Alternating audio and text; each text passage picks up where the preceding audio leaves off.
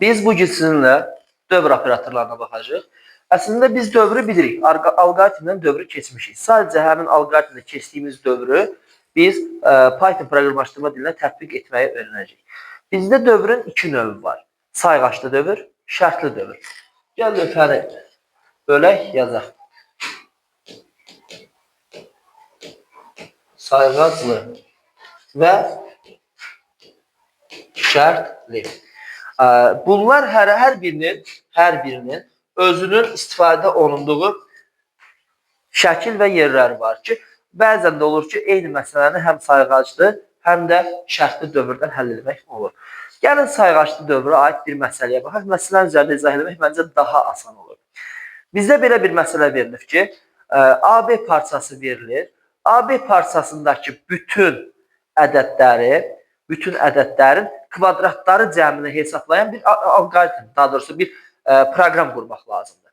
Bunu biz necə yaza bilərik? AB parçası verilir. Yazırıq.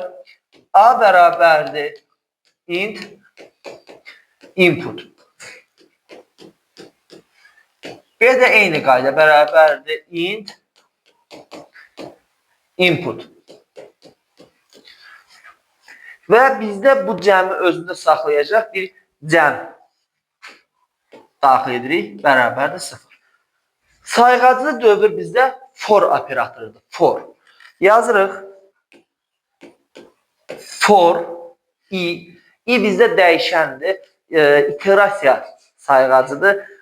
İterasiya adıdır. Deyə i götürülür adətən. İstədiyinizi götürə bilərsiniz. I olması z olsun, x olsun, altdan xətt olsun, nə olur olsun. Aydındır.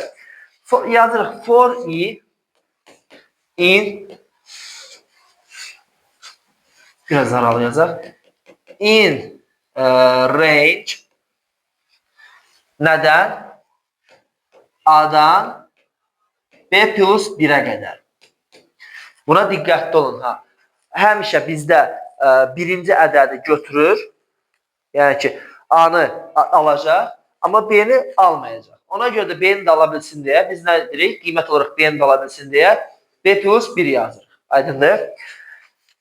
S bərabərdir. S üstə gələk. I bax, burada hər bir ədədi alacaq. Nə olur?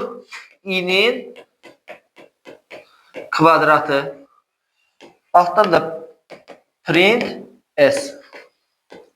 Sadəcə. Yəni, məsələn, biz tutaq ki, A-ya 3 daxil elədik. A bərabərdir 3. Burada bir xət çəkim. B də bərabər olacaq 7. Düzdürmü? Bizdə bu zaman 3-dən 8-ə qədər olur da. I hansı qiymətləri alacaq onda? I bərabərdir 3, 4, 5, 6. Burada 7 üstə B 7 dedik. 7 üstə gələk 1 yazdıq. O da 8 eləyir. Ona görə də 7-ni də alır. 8-i ala bilmir. Aydındır? Biz də S-in üstünə növbə ilə gələcək. O da olacaq S bərabərdir. S üstə gələk. 3-ün kvadratı. Üstə gələk 4-ün kvadratı. Üstə gələk 5-in kvadratı. Üstə gələk 6-nın kvadratı. Üstə gələk 7-nin kvadratı. Aydındır? Başa düşdünüz bunu? Bizdə dövrdə for i in range var. Bir də for i in var. Bunlar range nə zaman istifadə olur? In nə zaman istifadə olur? Gəlin buna baxaq. Deməli, in range və in. In range bizdə həmişə ədədlərdə bir ədəddən başqa ədədə qədər olanı göstərir. Məsələn üçün, biz belə yazırıqsa ki, bayaqki kimi for i in range misal üçün 1-dən 9-a qədər. Qoşu nöqtə həmişə qoyulur, şərt operatoru. Bundan sonra gələnlər sağdan yazılacaq. Bizdə hansı qiymətlər alacaq? Bayaq dediyim ki, 1, 2, 3, 4, 5, 6, 7, 8. Düzdür? Bəs belə yazsaq, for i in range 7. Bu nə deməkdir? Bu deməkdir ki, sıfırdan başlayır. Sıfırdan başlayırsa, bu ha belə yazıldı, ha da ki 0,7 yazıldı. Eyni şeydir, fərq eləmir. Sadə olsun deyə 7 yazırıq. 7 yazdıqsa hansı qiymətlər olacaq? 0, 1, 2, 3, 4, 5 və 6 qiymətlər olacaq. Aydındır mı? Və yaxud da belə də yazılır. For i in, burada e addan çıxır. Range 2-dən 15'e qədər 3. Bu nə deməkdir? Bu deməkdir ki, necə? Yox. 2-dən 15'e qədər 3 addım 3 addım gedəcək. 3 bizdə addım saydı. Olacaq 2, 5, 8, 11, 14. Aydındır? 3 addım 3 addım getdi. Başa düşdük? Bir də for i in var. For i in. Burada range yoxdur və mötərizə yazılmır. Birbaşa ədədmi, siyahımı, ədəd nədir? Sətrimi, siyahımı və yaxud da sətr və siyahını özündə saxlayan dəyişən adı yazılır. Məsəl üçün, belə yazaq. A bərabərdir siyahı olaraq 3, 5, 9, 7. Düzdürmü? Yazırıq. For i in A.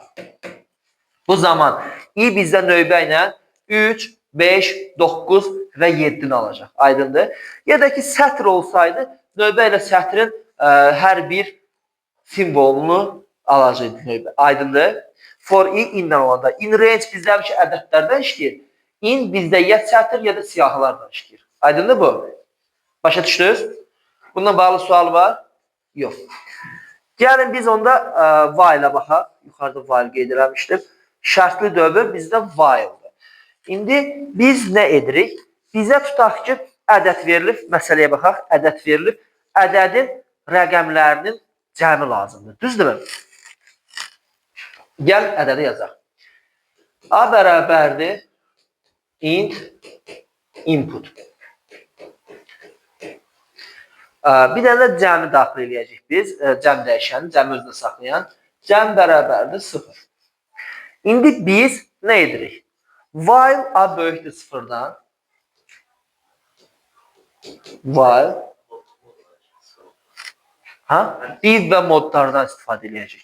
While a böyükdür 0-dan. Nə olacaq? C bərabərdir. C üstə gələk. A mod 10. A da bərabərdir. A div 10. Print C. Gəlin bunun izahını verim. Məsəl üçün, A-ya biz daxil etdik nə? Bir də ədəd deyək. 2973. Düzdürmü?